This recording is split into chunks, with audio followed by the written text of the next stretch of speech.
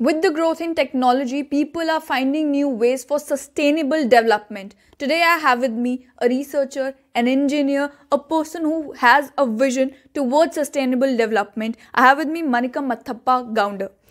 Mac, I'll call you Mac. When you visited Jammu and Kashmir, what vision did you have in your mind towards Jammu and Kashmir? I've never been to Jammu. Only during my college days I've been to Kashmir. The lake was very good. Now I heard it's not that good.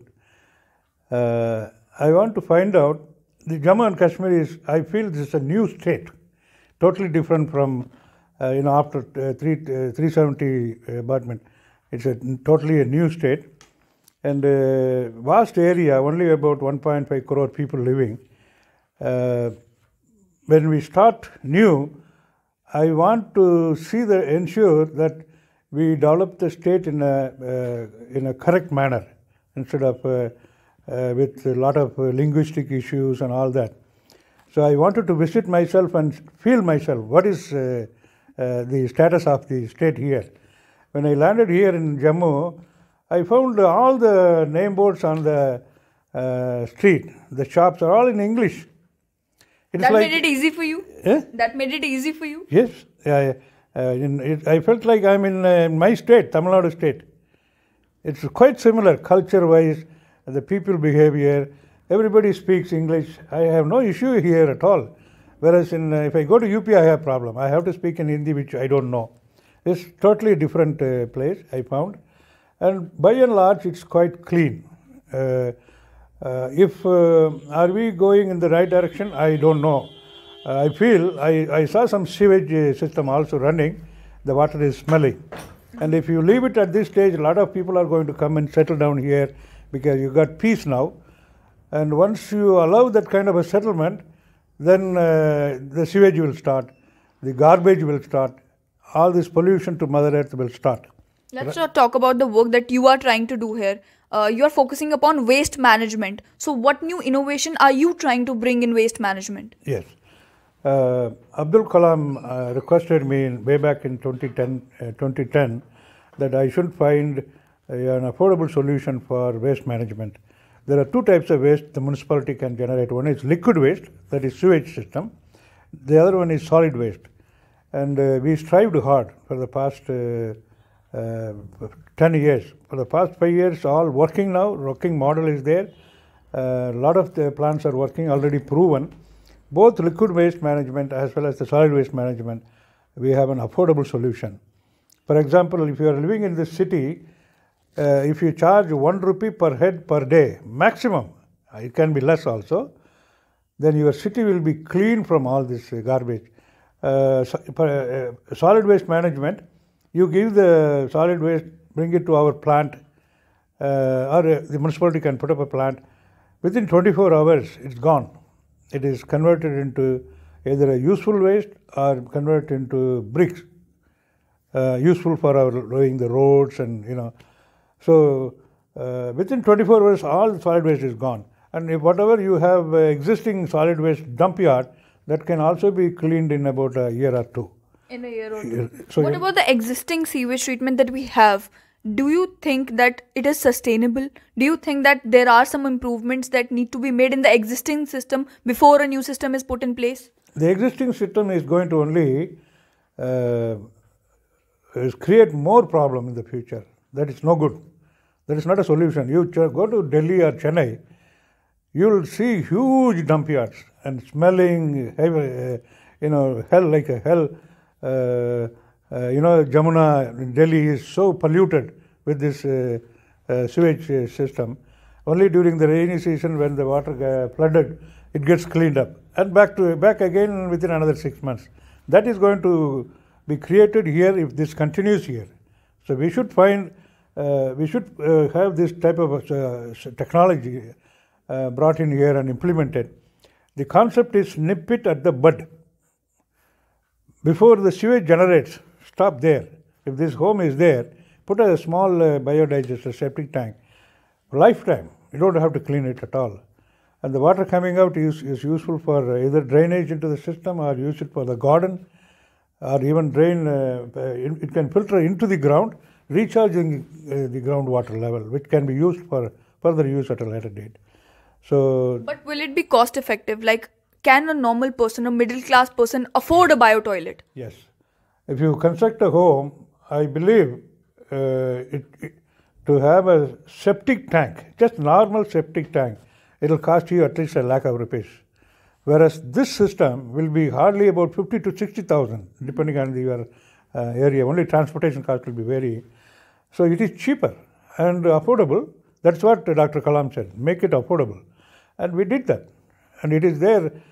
Such installations are there in many of the DRDO establishments and all along the Himalayan hills where military establishments are there.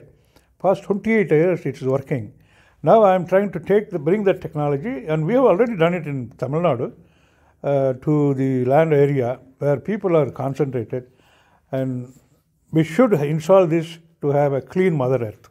Have you talked to any government officials or someone from the administration to see if this vision that you have regarding sustainable development, regarding these, sewage treatment plants, can they be implemented in Jammu and Kashmir? Have you talked to anyone or any one of the officials about it?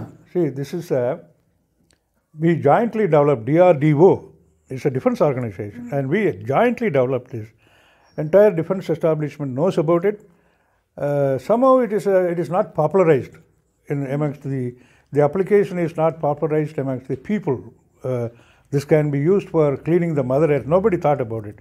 So this is what Mr. Kalam has advocated, and I am trying to popularize all over the country. Now this is a patented item. It will go to all over the world. This technology is not available with anybody else. Affordable, cheaper, fit and forget type.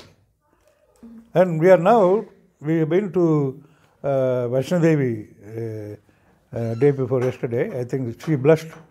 With the old age, they took me right up to through the ambulance. They took me right up to the foothill of that Vaishno Devi. I could hardly walk a few meters. That's all. I was into the shrine, and already they are maintaining it very well. But we want to install bioseptic tank, which will not generate any sludge also, so you don't have to clean it. Just fit and forget type. That is one of the projects we discussed already with the CEO, and we are going to implement that. So you've visited Sri Mata Vaishno Devi. There annually nearly 1 crore pilgrims visit, and then they also generate waste, and apart from them the mules, the horses, they also generate waste. So what kind of plant is needed for that sewage treatment? Again, there are only two types of waste, liquid and solid. The liquid waste they are managing with a very old system, STP system. We are now going to install this bioseptic tank system, which is fit and forget type. The existing one, you need maintenance, a lot of power. For example, to treat 3 MLD plant, they need about 100 HP running all the time, 24/7. Whereas in our case, zero power and no sludge generated, no cleaning required. So that kind of a system we are going to introduce, which is good in the long run. Also, solid waste wise, horse dung, every day ranging from 7 to 15 tons they are generating, and it takes nearly 90 days for them to make it manure. Whereas in our case, we will convert that into manure. First phase, 24 hours, it becomes a solid waste which can be used directly for manure. But we will also add some bacteria and minerals to make it a very rich manure. That takes about 3 weeks. So in the process itself, the no smell, bad smell will come. Within 24 hours, we will convert that. Final question. Is there something specific that you are planning to do with plastic waste? Because plastic has, come up to be a big problem across the world. So is there something specific targeting plastic waste? Yes. There are two types of plastic generated. One is recyclable. We find recyclable, we will sell it, take it and recyclable. And non-recyclable, like your biscuit wrap, you have seen the plastic. That's a major headache. It will not deteriorate for thousands of years. We burn them at 1000 degrees centigrade. That is the beauty of our system. The gas coming out is breathable. That is the quality we have already tested, approved by CPCBC, pollution control norms. It meets all the international standards. In fact, in certain areas where our plant is working, the gas coming out is more breathable than the outside air. Your Delhi air, you know what it's about. Our air is pure because it is taken to a high temperature level. All the bad gases are converted into carbon dioxide or carbon monoxide, which we filter it out in our system. So very pure air will be coming out. Thank you so much, Mac. Environmentalists, researchers and scientists can only think of these innovations that can bring sustainable development. But the real question is, will the bureaucracy and will the administration of Jammu and Kashmir allow this visionary project to go forward?